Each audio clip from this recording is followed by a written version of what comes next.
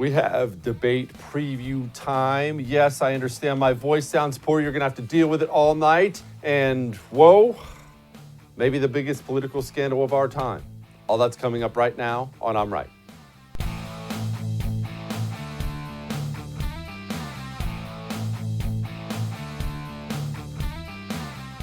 Before we get to the actual debate from Karl Rove and Kudlow and what Trump should do and shouldn't do and what I think he will do, let's address the elephant in the room, my voice. I know you think I'm superhuman, basically some kind of demigod. I get that. And I understand my voice normally sounds like something between Barry White and honey from the bees. But today, it's a little off, and you're just going to have to deal with that because the powers that be have deemed it that I be sick for the day.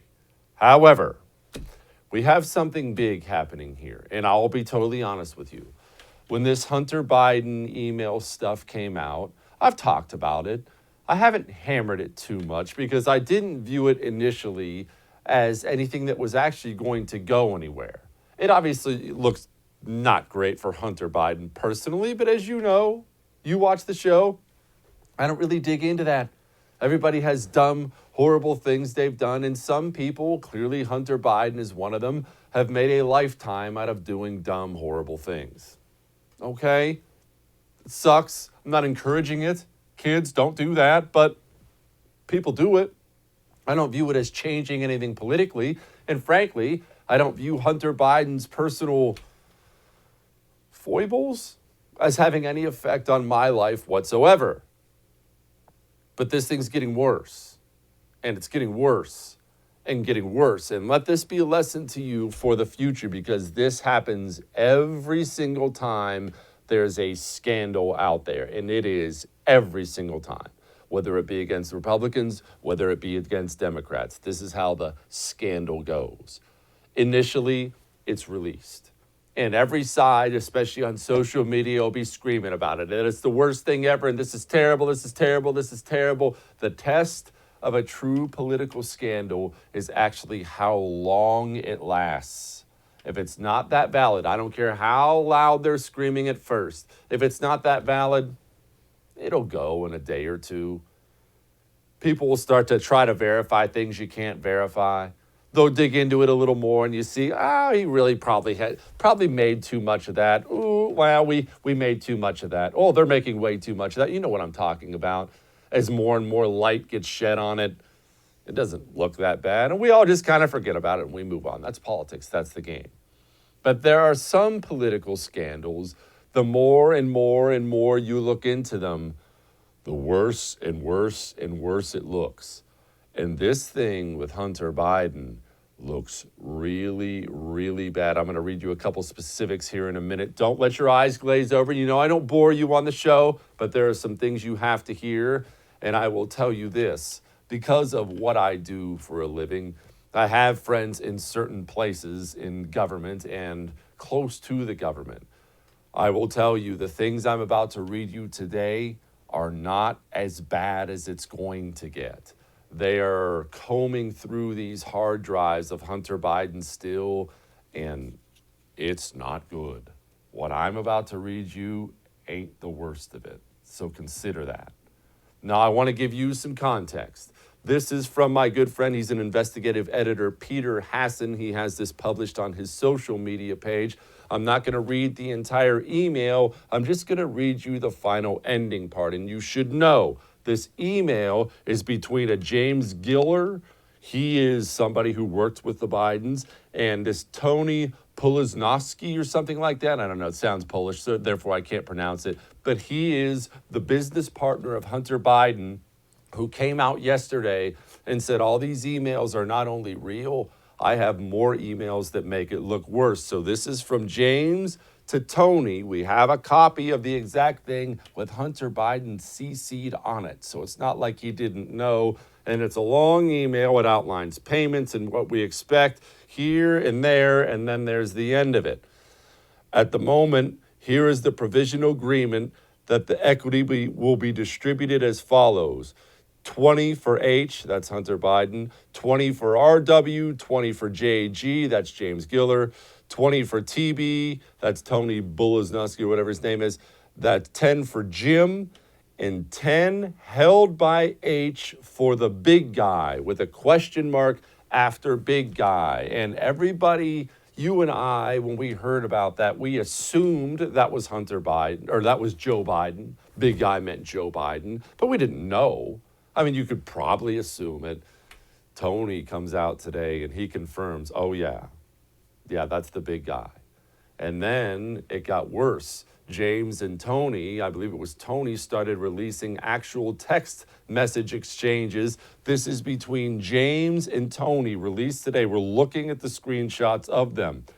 Quote, don't mention Joe being involved. It's only when you are face to face. I know you know that, but they are paranoid. He responds, okay, they should be paranoid about things. The other guy responds, for real. And then this goes from James to Tony.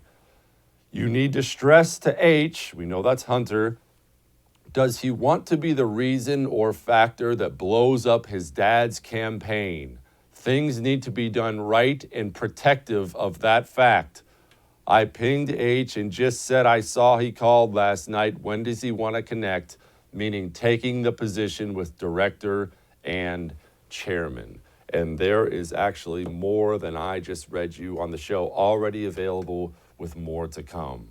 To lay that out for you very succinctly, Hunter Biden had some really ugly deals with some really ugly people, and part of that deal was dad gets a cut. Yes, I know that sounds just like every mafia movie you've ever watched in your life, but there's not really another way to look at this.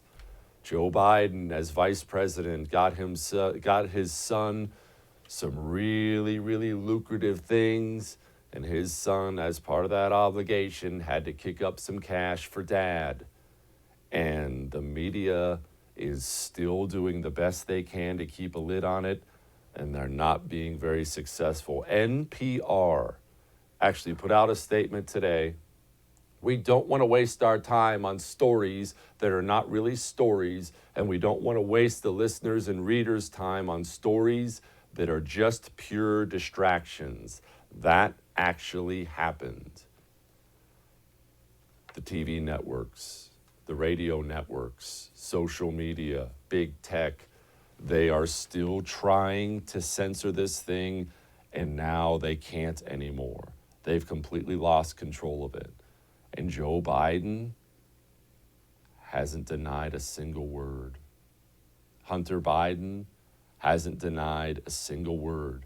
And now here we are, almost presidential debate time, and Joe Biden has been in hiding for 5 days. The second this comes out, Joe Biden calls a lid on his campaign and won't show his face in public for 5 days. This is about to be a real ugly night for Joe Biden. Donald Trump, whatever you want to say about him, good, bad, or otherwise, he is not a man who is going to hold back on something like this. I don't care what the moderator tries to do. I don't care what Joe Biden tries to do. Donald Trump is going to give this to Joe Biden both barrels repeatedly tonight, and he should. And don't you dare listen to anybody, pundit or politician on the right, who says this stuff is out of bounds. If Joe Biden personally enriched himself for 8 years as vice president of the United States, basically using his son as a slush fund for commie cash, that is the very definition of a big deal, and the American people deserve to know it before Joe Biden is possibly elected president of the United States of America. In fact, let me help you out, because life is all about pruning your tree. As you get older, you prune the trees of your interests. You realize there's only so much time in the day. You prune the trees of your friends. You don't acquire more. You generally cut one out here, cut one out there. For instance, I don't do high maintenance people. The second I sniff high maintenance, gone, we don't talk anymore. That's just how I live my life. You also need to prune your pundit tree. That can be painful sometimes. You have certain people you watch and listen to and read every day, trying to get boned up on the news, get a perspective here, get a perspective from there. Anybody you watch, listen to, or read who tells you Donald Trump shouldn't talk about this, should get the snips from you off your prune tree today. That is a born loser who will always be a loser, and I have to tell you something, wants to be a loser. We have too much of that. I told you the other night about the Republican mentality of being a loser. If you don't think Donald Trump should bring this up, it's because you're used to being a loser and want to stay that way. I've known people like that my whole life. Of course, Karl Rove has this to say. We know about Hunter Biden. I just don't think that in the last 13 days it's as effective to talk about this than it is to talk about how Joe Biden is going to raise your taxes, diminish your savings, slow down the economy, attack our energy independence, raise your utility bill, all the stuff that Trump can spend the time between now and the election talking about. His best part of his speech last night, I thought, was not the attack on Biden. I thought the best part of it was saying, who are you going to believe about fracking? Joe Biden, what he's saying today, or what Joe Biden has been saying? Let's go to the videotape. And up pops on a gigantic screen the videos of Biden saying in the last year and a half, I'm going to end fracking, which is very important to Western Pennsylvania. So economy, I think that matters a lot more than what's going on with Hunter Biden and yet another scandal involving influence peddling on his father's name.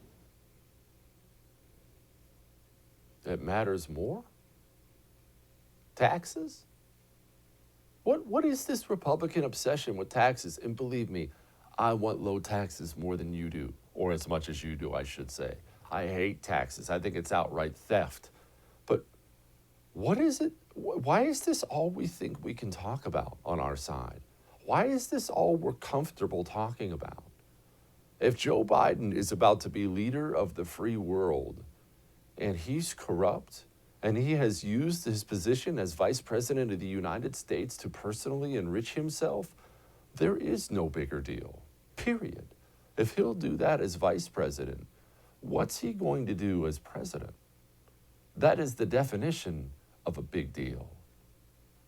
Larry Kudlow had this to say. Well, I think the president's going to have a commanding presence, and I think he's going to lay out the case that Mr. Biden's tax hikes will decimate the economy, and I think he'll make the case for his own tax and regulatory reductions, which gave us a strong prosperity cycle. Incidentally, talk about middle class, middle income, median income families gained $6,500 over the first 3 years before the China pandemic. That is 5 times what the Obama-Biden team got over 8 years. So that's just one example. If you roll back President Trump's tax cuts, they're going to lose the $6,500. The middle class will get wiped out of those family income gains. This, according to the Hoover Institute at Stanford University. We will lose 5 million jobs, according to that report, and we will lose $2.6 trillion of GDP, nearly 10% of the economy. So I think that's where President Trump is going to go, and I think it's a very powerful case. It is powerful, but let me tell you something, and I do numbers and figures. I like charts and graphs. Maybe it's because I'm sick, but my eyes glazed over there. It's not that that was bad information. It wasn't. It's good information. 10% of GDP and 5 million, blah, blah, blah, you've already lost me. These personal stories of corruption, they're spicy. People watch them. People are interested. Remember, interesting is underrated. And I agree with what Hogan Gidley said. Donald Trump probably not going to go after Hunter too much. I wouldn't go after Hunter too much. But after Joe Biden for all this, oh, you bet. The president isn't talking about Hunter Biden. What he's talking about is Joe Biden. And what these emails now reveal is that Joe Biden is flat out corrupt. This is one of the big problems with Hillary Clinton back in 2016. The American people knew about Clinton cash. They knew. But what did they do? I mean, should I read the emails to you again? And on the subject here The Federal Bureau of Investigation has had Hunter Biden's laptop since 2019. Should I read these again? Because I'm reading through them right now. What was the FBI planning on doing with these before Rudy Giuliani released them to the New York Post? Do you want me to read them again? No, I'm not going to do that to you. Terrible. Joe Biden issued his standard blanket statement of not really saying anything at all. Senator Ron Johnson put out a statement on Homeland Security letterhead saying Hunter Biden, together with other Biden family members, profited off the Biden name. Is there any legitimacy to Senator Johnson's claims? None whatsoever. This is the same garbage Rudy Giuliani, Trump's henchman. It's the last-ditch effort in this desperate campaign to smear me and my family. Even the man who served with him on that committee, the former nominee for the Republican Party, said there's no basis to this. And, you know, and the vast majority of the intelligence people have come out and said there's no basis at all. Ron should be ashamed of himself. No basis. The director of national intelligence already said, oh, these are 100% valid. That's the intelligence community. All that may have made you uncomfortable, but I'm right. Now, my baby's sick, but I still slept like a baby because I have my ebb sleep. Even when I'm sick, I lay down at night, and it's not a roll of the dice anymore. Am I going to sleep? Am I not going to sleep? How am I feeling? Was it a big day today? Do I have a big day tomorrow? Nope. Ebb sleep gives me 8 solid hours of sleep every single night. I lay down, I put it on, it calms down those racing thoughts, and I'm out all night long. Ebb sleep is the reason I'm sitting in this chair talking to you today. Go to tryebb.com/Jesse. That's tryebb.com/Jesse. Use the promo code Jesse. Get $25 off. We'll be back.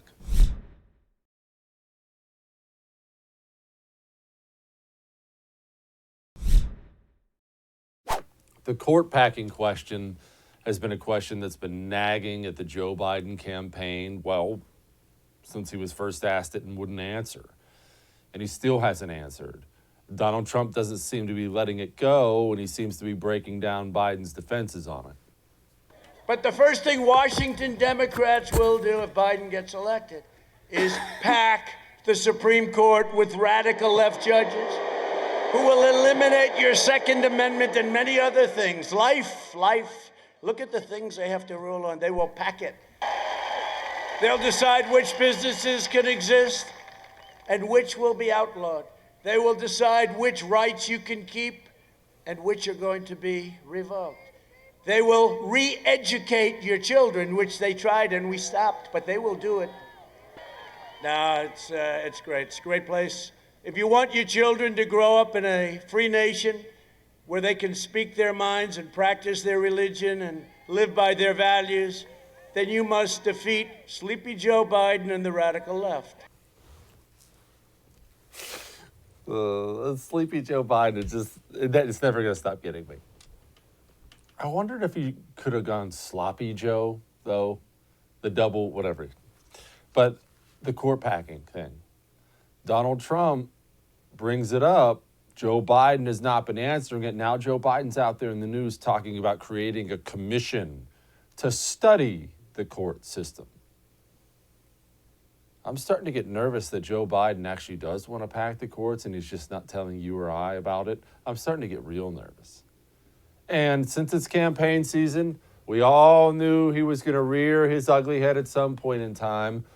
The most divisive president of my lifetime has stepped up to say Donald Trump shouldn't be so divisive. We're not going to have a president that goes out of his way to insult anybody who doesn't support him or threaten them with jail. That's not normal presidential behavior. We wouldn't tolerate it from a high school principal. We wouldn't tolerate it from a coach. We wouldn't tolerate it from a coworker. We wouldn't tolerate it in our own family, except for maybe crazy uncle somewhere, you know. Yeah, he's I mean, why would we expect an accept this from the President of the United States? And why are folks making excuses for that? Oh, well, that's just him. No. Barack Obama threw people in jail. Barack Obama's Department of Justice, and this is still being litigated, spied on Cheryl Atkinson, a journalist who was doing some hard coverage of him. Barack Obama's head of the IRS, Lois Lerner, targeted Tea Party groups. Barack Obama was constantly out there blasting people in the Tea Party, calling them teabaggers, mocking anybody who watched any conservative news channels. Barack Obama routinely divided this country, blasted away at people who hated him. Barack Obama is, frankly, terrible. The guy's absolutely terrible. Trump, you knew he was going to give it to Obama. I love when he does that. You know, did you hear the new one? They came up to me, sir, I have bad news. What? President Obama's going to start campaigning for Sleepy Joe. I said, is that good or bad news? Because don't forget, he campaigned for Hillary harder than Hillary did, right? He said, he will not get the nomination. I got the nomination. He actually said, he will not run. I ran. He will not get the nomination. Got the nomination. He will not be your president. I became the president. I love when Trump gets salty like that. All right. Home title theft is a big, big problem. And here's the problem with it. You don't know when it happens. And it's so easy for these cyber thieves. They did it to me in under 10 minutes. And I saw it. I'm looking at my home title, and it has my signature and my wife's signature on it. It can happen to you. And the only thing that can stop it from happening to you is home title lock. That is the only thing. Once they get you, you're in for a long, hard road. Go to HometitleLock.com and sign up. While you're there, use the code RADIO. That gets you 30 days of free protection. HometitleLock.com. We'll be back.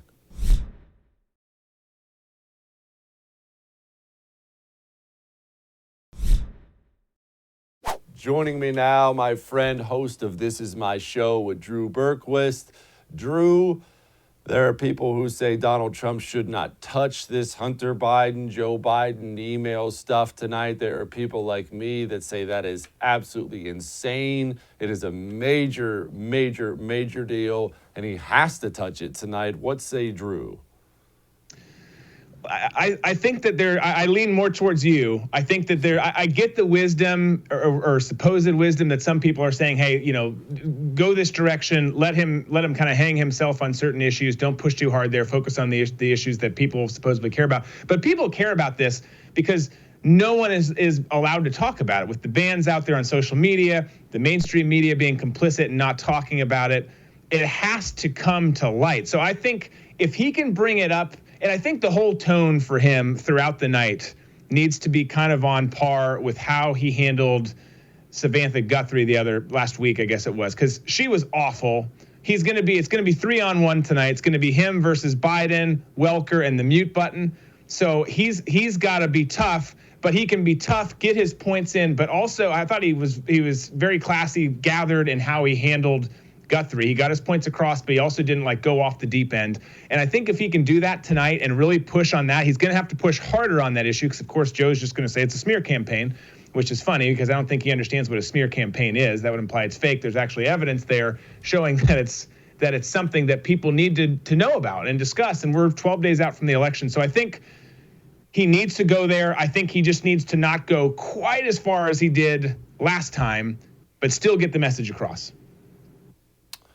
Drew, do people care about the Hunter Biden angle of, because obviously I don't. I think the Joe Biden angle is the angle he should hammer on it. But look, I've had friends of mine tell me, the Hunter Biden angle, you don't have to get personal. You don't have to judge the guy who's clearly just the screw up.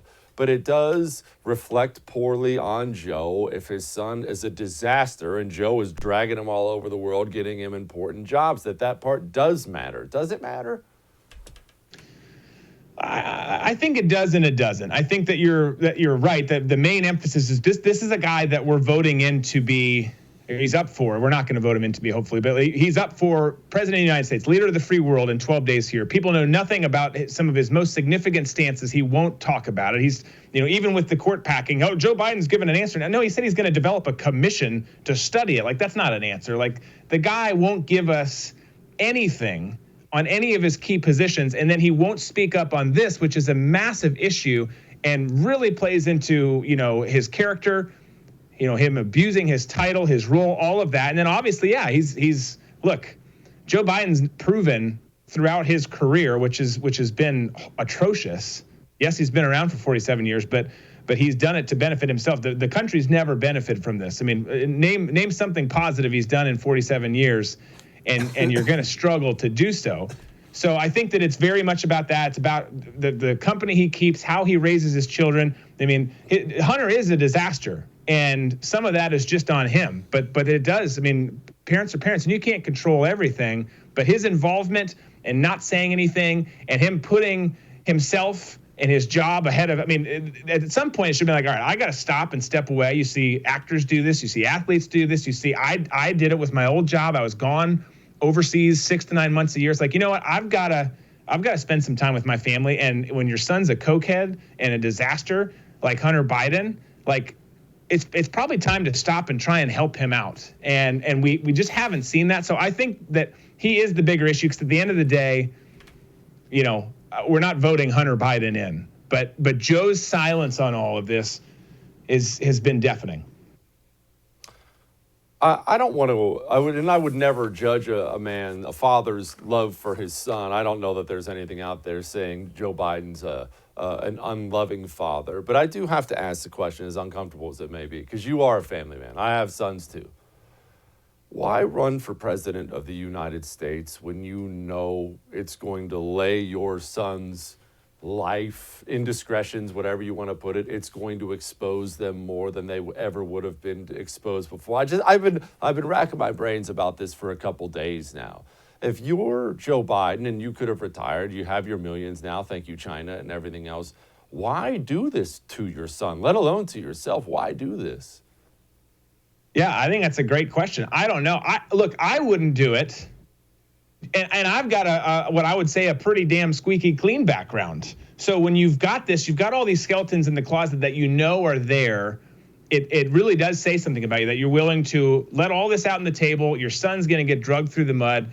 Your family's going to get drugged through the mud. Your past is going to get drugged through the mud. And deep down, let's be honest, deep down, he knows that he has not done much to help this country. He's circumnavigated the system. He's done a heck of a job at that and making it work for him and those close to him that are around, that are, in the vicinity of Joe Biden. But yeah, I see that too. I don't understand. It just shows that he wants power, he wants money, he wants influence, he wants all those things that come along with that position. And the DNC wants him because they know that they can manipulate him and kind of push him down a different path than even he's willing and wanting to go. But he wants that other piece. He wants that power enough that he's willing to forego all of that other stuff, forego his own principles, and forgo, dealing with the garbage that comes along with this for Hunter and the rest of his family. And that's who he is. I really don't think there's been a worse candidate in a long, long time. Now, hold on.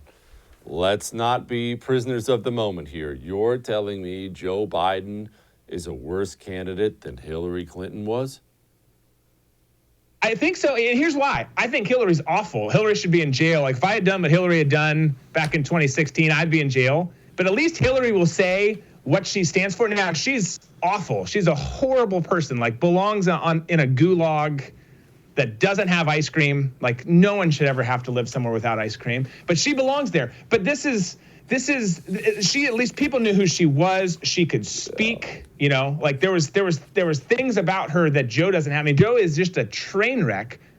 He's a train wreck. So they're close, and there's others that are close to them as well. I mean, the Democrats have got to try. They're very consistent about putting criminals up. They're good at that, and they typically do put bad people forth as their candidate. But these ones this is a whole new level with Joe. I mean, he just really. I don't, and it shows further that, look, people aren't voting in 12 days, or for the people who've already voted, they're not voting for Trump versus Biden. A lot of people are voting for Trump, but the Democrats are, hey, look, this guy's awful, but let's put him up there. Maybe Cam can succeed him at a certain point. We can start to go down this path. They're voting on anti-Trump. It's Trump in America versus anti-Trump. It's not versus Joe Biden. Does Barack Obama help him? I know you probably hate Obama. I personally despise Barack Obama, and I mean despise. However, he was popular. He hasn't generally been helpful to people he's campaigned for, but does Obama popping his head up at this point? I saw he spoke in Philadelphia. Does that help? I don't think it hurts. I mean, look, the conservatives dislike him, as someone who served under him. Like, I think he's a disaster. I think he's apologetic for how awesome America is. He's ashamed of America. Never really understood what America was. But he is. He's charismatic. He can rev up a crowd. He's someone that the left rallies to. I mean, they love that family for whatever reason. I don't understand why, but they do.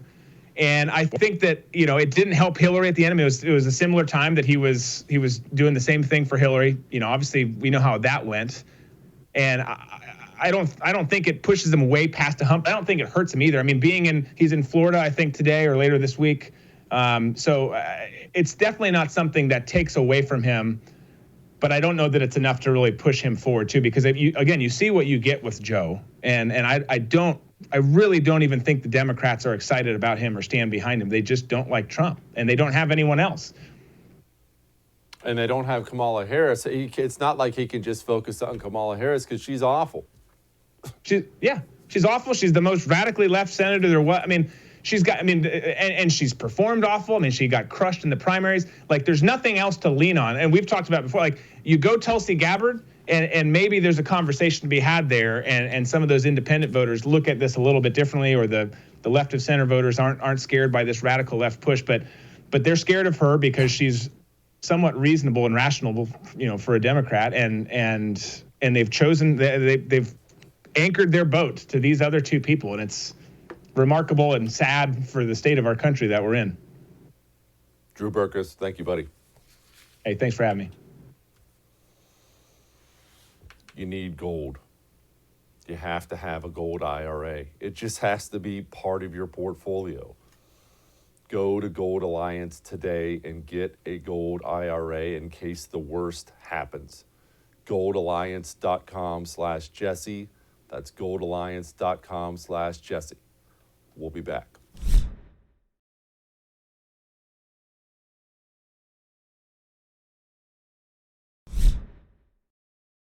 Joining me now is Amanda Mackey, a Republican strategist and attorney. Amanda, Donald Trump, everybody has an opinion tonight about what he should do, what he shouldn't do in the debate. I have my own opinions on it, but I want to hear from somebody different. What do you think he should do, specifically when it comes to the emails right now? We all know the email scandal. Obviously, everyone knows it by now. Well, how should he handle it? I think that definitely, being a little bit understanding of the situation.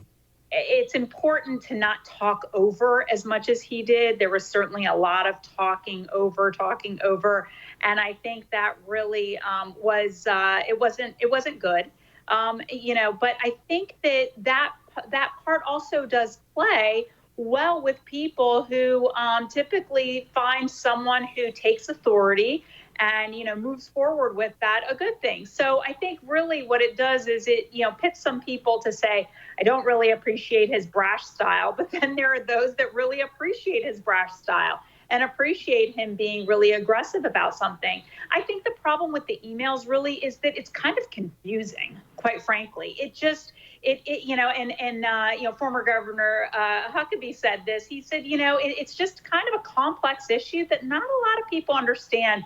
When I worked in the Senate, I would always say, just talk about things that people can talk about at their kitchen tables, and you'll win. When people can really regurgitate the issue well, then you have a winning issue, something that people will either bring you to your side or turn away people from your opponent. But when it's complex and convoluted, it just makes it more difficult. What are those issues now, the kitchen table issues, as you call them? Is it, I mean, I hear this from Republicans all the time. And like I've said on the show, I love low taxes as much as the next man. But I feel Republicans talk about taxes way too much and not near enough about other things. Or am I wrong? Is it taxes? What is it? You know, I think for the small business owner, certainly taxes, but I think it's so much more than that. I mean, business regulations. President Trump has done an incredible job of, reducing so many business regulations that the Obama administration had ushered in. Really, former Vice President Joe Biden really did. That was at their helm. And so talking about the less onerous business regulations that businesses are facing now, I think is important. But look, let's be honest, there's definitely a gap here with women voters. And I think to clinch those voters, to get them on your side, what's really important right now is really a few things. One, economic stimulus. If you look at how many women have had to exit the workforce versus men, it's about 200,000 men versus 800,000 women. So 4 times more women have had to exit due to COVID. And so really understanding how important the stimulus is, understanding and having empathy for women having to leave the workforce because their kids aren't in school and what have you, I think that is really important to talk about. I think healthcare is really important to talk about. My background is in healthcare, and I worked in the Senate during the time when, Obamacare was going through, and really talking about how costs have gone up for American families. But also, obviously, very key, there isn't a single Republican who wants to take away your health insurance that would cover pre-existing conditions. I think that is a really key message. I think President Trump has done a lot. The Democrats have been louder on this issue, but talking about the pre-existing conditions, we lost on healthcare in 2018. I think it's really important to resurrect that issue, talk about it more, and talk about it in depth in a way that people can understand just how important this is, and that President Trump, and not a single Republican, wants to take your pre-existing conditions coverage away from you. As far as pre-existing conditions go, and I've heard both sides of this argument, and I realize every politician, as you've just laid out, they all say the same thing now. No one wants to take this away. No one wants to take this away.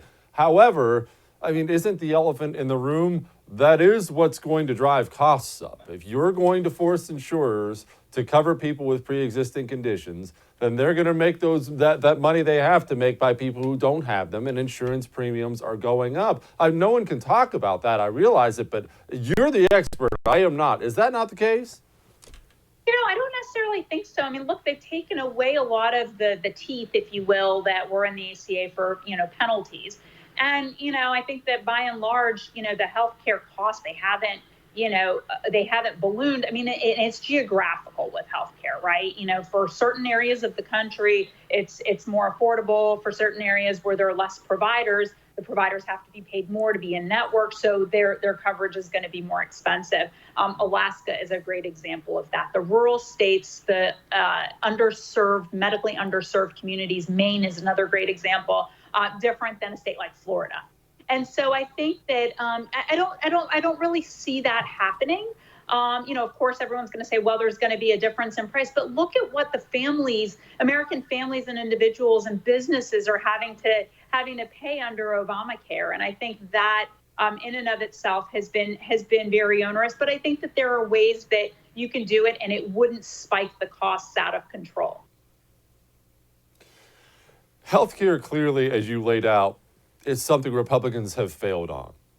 Democrats, it's obvious they think it's a winner for them because they talk about it all the time. They've obviously pulled this issue, even the ACB hearing, which Democrats were only half-heartedly trying to stop it. The one thing they did try to do was hold up the stupid pictures of the families and they're losing health insurance and so on and so forth. How can a Republican win this argument when the Democrat argument is always going to be, I'm going to give you more than they're going to give you?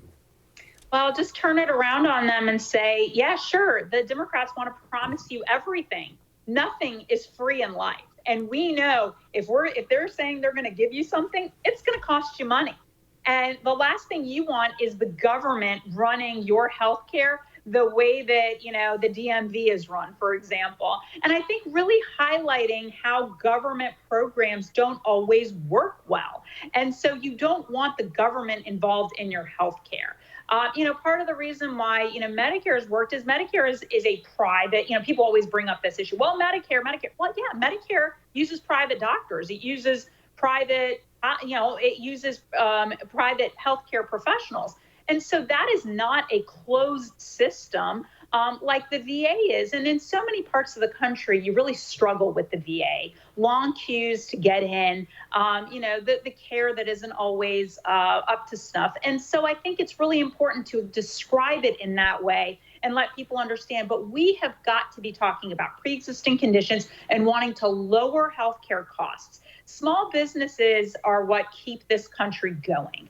And the majority of people have, a small business or are providing health insurance in their small business, and they're the ones that are facing the highest costs. So talk about it in that context, and I think people will really understand and appreciate that a Republican can talk about health care, protecting your access to pre-existing coverage, understanding the needs during COVID, a really important time where this is fresh on their mind. And also, I should mention talking about how quickly and in such an accelerated path the president and this administration has put forth, we're on a gliding path to having a vaccine. We're on a gliding path in less than 9 months. I mean, understanding the drug industry, that's not how drugs typically work. They don't come to market that fast. But I think it just shows the pressure that, a businessman like President Trump has put on the industry to bring something to market. And I think those are the important things that we should not lose sight of, that we wouldn't have in a Democrat administration, because they believe government does everything better. What's a winner for Trump and a loser for Joe Biden that you think he should bring up tonight? Maybe something he hasn't talked about much before? I was born in Iran. My family and I escaped here in 1979, right when the revolution happened. And, for Iranians, I think, the Soleimani, getting Soleimani with, very little, very few deaths, more than 2 people, I believe. I think talking about foreign policy and taking out dictators like Soleimani is something that has just not been talked about enough. That happened January of last year, and, we kind of went into COVID shortly thereafter. And so I don't think that the president has highlighted his record accomplishments and what he's done with the Middle East and Middle Eastern countries and Israel and brokering those relationships.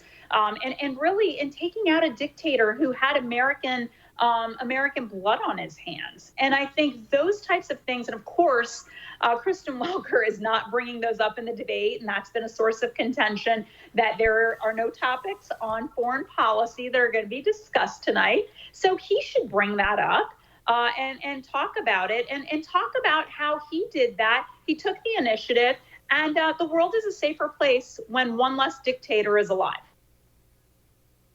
Amen. Amanda Mackey, thank you so much, ma'am. I appreciate you. Thank you. All right. We'll be back with my final thoughts. Hang on.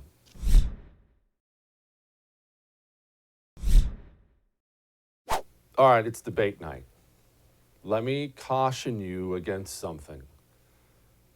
Don't make it miserable for yourself. Have fun. This is the 3rd and final debate. You don't get another one of these for 4 years. I know the stakes are high, but this is awesome.